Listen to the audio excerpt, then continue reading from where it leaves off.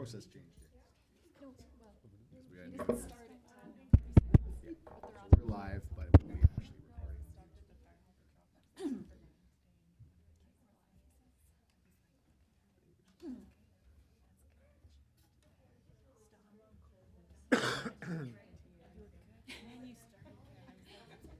Could be interesting. Okay, here goes nothing. We'll call this council meeting to order at 6 o'clock. Need a motion for adoption of the minutes, please. Resolve that the minutes of the regular meeting of council held at City Hall on December 9th, 2019 be adopted as circulated.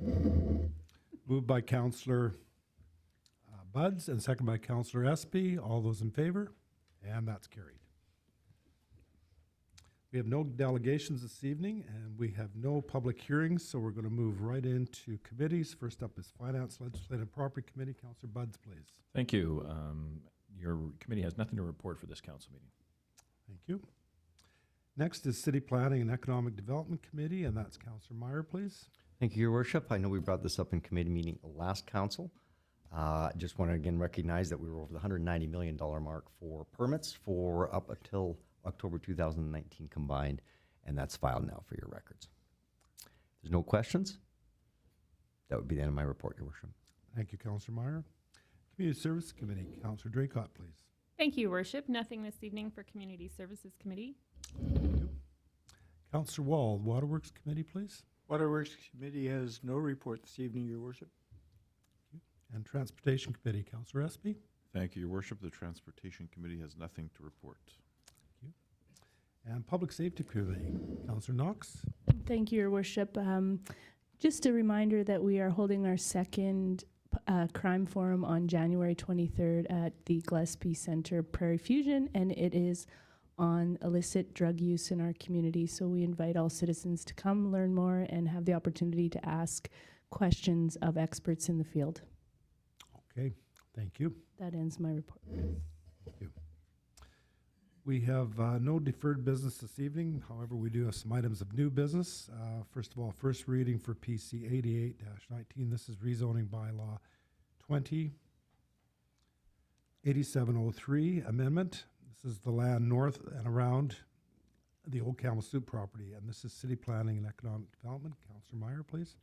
Thank you, Your Worship. Council, of course, as the Mayor just reiterated there, the issue tonight is to commence the zoning amendment process for rezoning the above listed property from AL, which we know is limited agricultural, to M2 heavy industrial zone in the city of Portage la Prairie. Zoning bylaw number 10-8492, and if we choose, by giving bylaw number 20-8703 the first reading. As always, the alternatives are to give the bylaw first reading, or of course to not give the bylaw first reading. If the bylaw does go through first reading, it will be advertised on a public basis. The background that you're aware is the property in question is part of Parish 57, which is the parish of Portage la Prairie, and is presently zoned limited agriculture.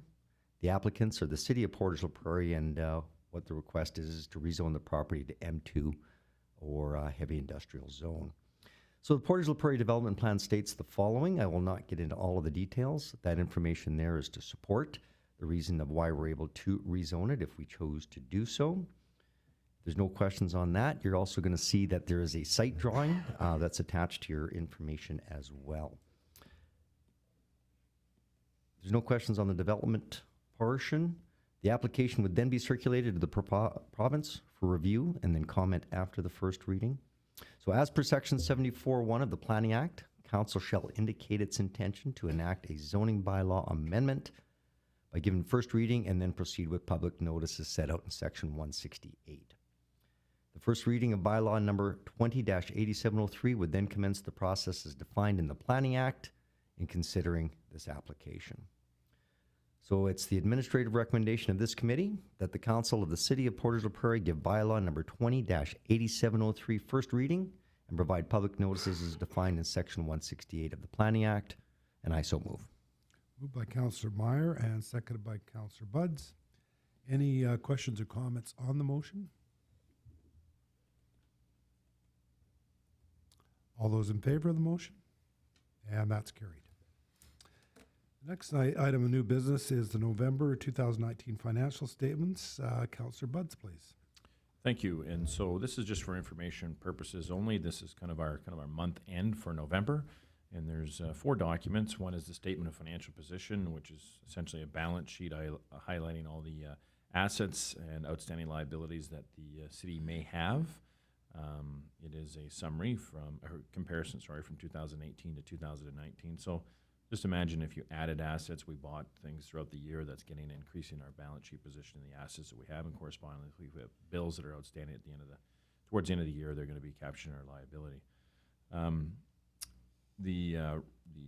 Basically your income statement or your statement of operations for our general side follows that, and you can see that our budget was a balanced budget for 2019, and on the far right-hand side, you have the actuals. So currently on the general side, at the end of November, we were looking like we were at about $1.8 million ahead. Now, I will say this as well as I'll say the same thing when we go over the utility. Please take that with a grain of salt. December is a heavy month when there's a lot of expenses that are finalized for year end, so we do anticipate that surplus to be reduced. However, happy to report that we still are forecasting surpluses both in our general and our utility side, so that's very positive. So the same type of statements for the utility side, and you can see again, budgeting in 2019 for 0, so balancing revenue and expenses, but we are ahead of budget at the end of November for that fund as well.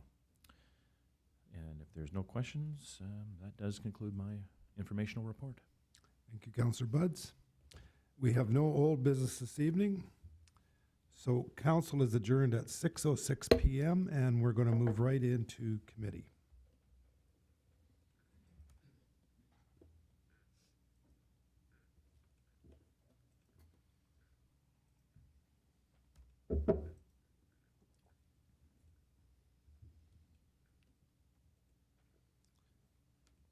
We'll call committee to order at 6:07 p.m. First up is Finance Legislative Property Committee. Councillor Buds again, please. Thank you. A few things for council's consideration at this meeting, and then I'll be bringing forth to council. And so the first one is sale of land to McCain's Foods, and so it's identified there. There's a small piece of land they're interested in having, and they basically want to tie that up. It's their indication they'd like to secure that property as part of their short and long-term strategic site development. And so they have submitted an offer for around $50,000, actually $49,700, and we have the assessed value item or marked there. So obviously they're offering the assessment, and there's a picture, so you can completely understand why McCain's wants to get that piece of property. And again, I will be moving to accept that offer and to move forward with that purchase. Was there any questions as related to that particular item in my committee report? Okay. Asset management policy. So I think all of council is aware we do ask our staff to frequently go through our list of policies, and this is one, and so it's to accept our asset management policy or to not accept the policy, obviously is attached there. And so we do hear about a lot of this when we're doing our budgeting. There's a cross-functional team of staff that was created to formalize asset management, and it's basically monitoring our tangible assets. And so this is the policy that guides it, and so if there's changes that need to be done, this is addressed through the policy. So is there any questions on this particular item in my committee report? Okay, I'll bring forward that next council meeting.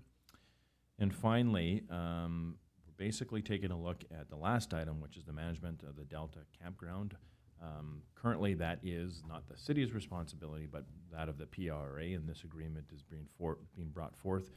As we know that we are parties to the PRA, 75% funders of the PRA, and we did this for a period of time, and it's proved to be successful, and Delta Beach Campground is proving to be a place for destination location for many residents, not only in our region, but from outside our region.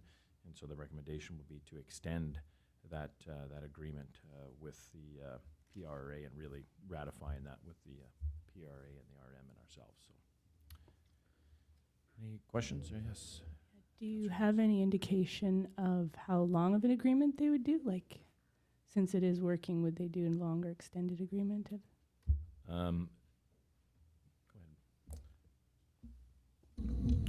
ahead. Through your worship to Councillor Knox, in terms of the term of the agreement is the question you're asking. So the term of the agreement that's being recommended by the PRA board is an ongoing agreement. Continuous. And either party would have to give a year's notice should they want to exit the agreement. Excellent, thank you. Yeah, and so it's hard to believe that it's a 2-year trial's over.